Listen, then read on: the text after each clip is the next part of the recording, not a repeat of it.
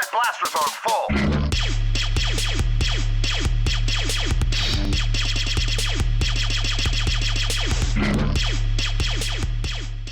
What's up guys, Gripe here with another review, and today we're going to check out the SH Figuarts Captain America figure from their Civil War line. And as always, we'll start off by checking out the packaging, and you can see they have some new graphics for the Civil War line of toys, and the Team Cap figures will have a blue background, whereas the Team Iron Man figures will have a red background. And you've got the big picture of Cap vs. Iron Man in the bottom, along with all the logos, big window with the figure name, and you can see the figure and some of the accessories behind that. On the side, you have a close-up of Captain America himself. And on the back, you've got a few different pictures of some poses as well as different parts that come along with the figure. And on this side, you have the Team Captain America, and of course, it is the Captain America figure. Civil War logo on the top, and nothing interesting on the bottom. So now crack the box open and check out the accessories, and he does come with two heads. You have this nice Unmasked Head here, which I think is actually a better likeness than the Masked Head. And I do like how they have nice wash on the hair there, so it kind of gives it a little bit of texture. I think the likeness is actually pretty good on this. The eyes look good.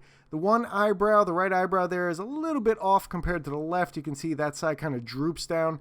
But other than that, there's really not a huge amount of issues with this. There is a bit of a big mold line that goes through the center of the head there, and it does mess with the wash. And some of the other mold lines, like around the chin, are a little bit more noticeable than I'd like. You also notice that the head and neck actually come together. It's not just the head that gets replaced, it's both of them. And you can see this little bit of overpaint here on the hairline. And that brings us to the helmeted head, which has lots of issues. I remember seeing the promo pictures and thought it looked bad, and I was hoping they were going to fix it before it got released, and they didn't. You can see these eyes look terrible. I don't know if it was an issue with the printer or what, but they're super shiny. They look like they have some silver in them. The lips look a little weird on here. They don't look too bad from the profile, but when you look head on, they just look weird and puffy. I don't know if it's, again, just an issue with the printing or the sculpting, but they definitely do not look good. The helmet, on the other hand, came out really good. I do like it. I don't like the big mold line in the middle, but other than that, I think it came out great. A lot of nice subtle sculpting on the top. I also like the paint they put on here. I like the wear that they added to the front of the helmet, and I like the blue matte color that they used. And that brings us to the other issue, is the painted on neck straps on the neck there, which are fine when the head isn't turned, but as soon as you turn it, you have that big gap there that just looks odd. And now on to Cap's most famous accessory, his shield, which I think they did a pretty good job on. I do like the sculpting on the back here. The straps that are added look really good. They have two different peg holes, narrow on one side and wider on the other, and that lets you coordinate the accessories as they only go in one. And while I do think they did a pretty good job with the paint on the shield, there are some issues. You can see some dark spots in the red areas. You can see some of the lines on the inner circle aren't quite covered. You can see a really bad dark spot here on the outer edge. It's mostly overpaint, it looks like, but other than that, the colors are really nice, and aside from a few small issues, I think it's pretty well painted. And that brings us to the hands. This figure does come with 4 different sets of hands. You get these fists, and you can see there's a slight painting issue on this one. And there's also a little bit of roughness around the fingertips on these with the paint, but other than that, the sculpt came out pretty good. Some nice details on the gloves. You also get a pair of open, relaxed hands, and again, these are sculpted fairly well. Some pretty good sculpting on the gloves. You have some nice details here on the back with these ribs and this little area. You also have some really interesting textures sculpted into the palm area of the gloves. And the paint on these is fairly well done, albeit fairly simple, just flat brown and a flat flesh tone. My only issue with these really is the mold lines here on the fingers. Again, an issue with the mold lines. You can see how it kind of messed up the paint a little bit.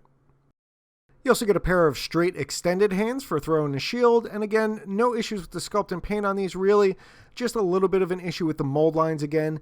And you also notice these have an L-shaped peg on the palm here, and that is for using with the shield throwing accessory here. And you can see the L-shaped hole there in the plastic. You just have to line the two up, give it a little push, and it'll sit in there. It is a little tough to get in, and when it is in, it doesn't sit really flush, but it will keep it fairly secure. And you really notice a misalignment when you try to get all 3 pieces together. My advice is to mount it to the shield first and then put the hand on. This way you can fit the thumb underneath the shield and kind of get it in the hole. And while everything doesn't fit together absolutely perfectly, it does fit in there fairly snugly, and once it's all together, it is fairly secure.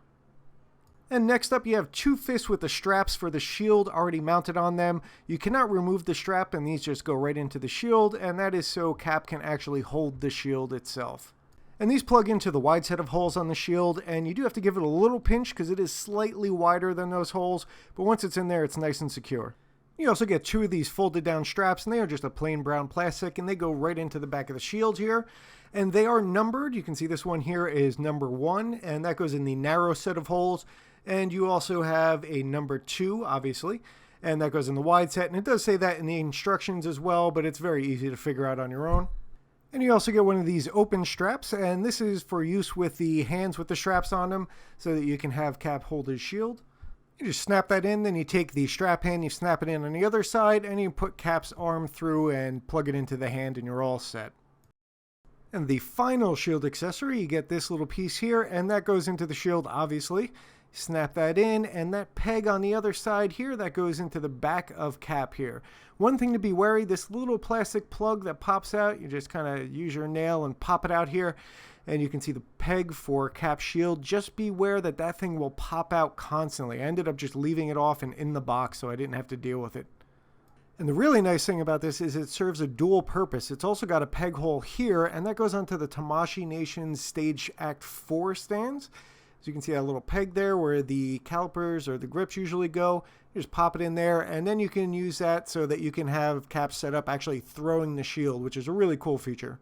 So after that exhaustive list of accessories, we'll finally get to the meat and potatoes and check out the sculpt and paint on the figure itself. And I think they did a really good job with the sculpt and paint on here. I especially like this matte blue that they used on the uniform as well as the helmet. And I do think it looks great, but you do have to beware of rubbing because it is a matte finish. The star on here also came out pretty good. You can see the paint on it is fairly clean. There's really not too many issues. I do like the silver they use as well. The only paint I really don't like is the white. I think it's almost a bluish white, and that's really my only issue with the paint on this. Although I do think they could have added some washes here and there, but other than that, it really came out good. I also like some of the nice little details they have, like the Avengers logo here. Unfortunately, there we go. Wasn't focusing at first. I also think they did a really good job with the sculpt on this figure. There's a lot of nice little details in the armor. You have all these little lines and textures here.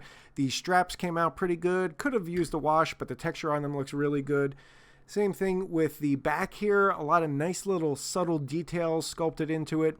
Some interesting design here on the front. It is very much like the movie, and here you can see kind of the rubbing issue right along that line.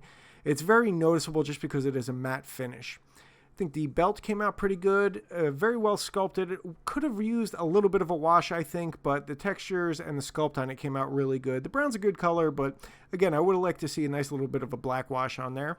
Legs came out pretty good. You got these nice folds in the flaps here. You also have some nice creases and wrinkles sculpted into the legs. Paint on here is all very nice and crisp. Boots also came out pretty good. There's a lot of nice little detail on them. Again, I wish there was a little bit of a wash on them to just kind of make them pop more. But overall, they do look good. He does have a bit of a Herman Munster shoe going on. It's very thick, but pretty good detail. Nice bit of texturing on the sides of the soles, but really nothing on the bottom.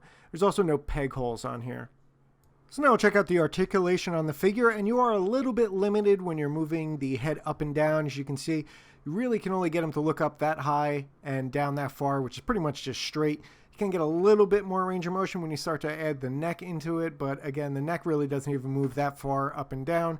You do have some good left and right tilt to it though. You can also pivot the head on the neck a little bit to get some nice expressive poses.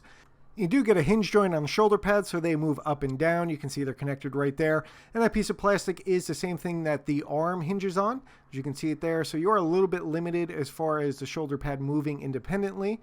And you can really get a good look at the joint there. There's a ball socket on the inside.